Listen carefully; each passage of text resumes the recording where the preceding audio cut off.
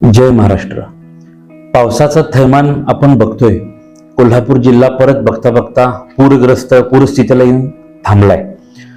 आज राधानगरी दरवाजा 6वा स्वयंचलित दरवाजा उघडला, त्यामुळे तेथील होणारा विसर्ग, आत्ताचा असणारा पाऊस, पात्रातील पाणी, हे सगळं बघता आता गावात पाणी जवळपास जाते की काय अशी परिस्थिती आहे.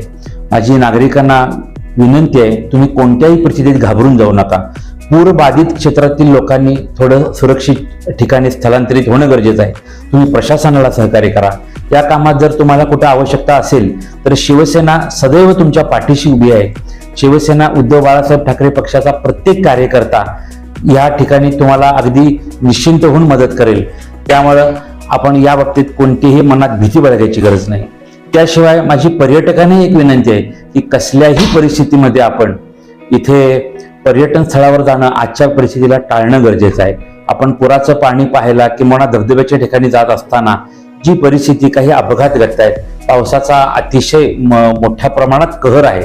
त्यामुळे माझी तुम्हाला सर्व नागरिकांना विनंती आहे की तुम्ही अशा वेळेला कोणत्याही परिस्थितीत घाबरून न जाता प्रशासनाला सहकार्य करावं. आवश्यकता असेल तिथे शिवसैनिक आपल्यासोबत सदैव असतील. जय महाराष्ट्र.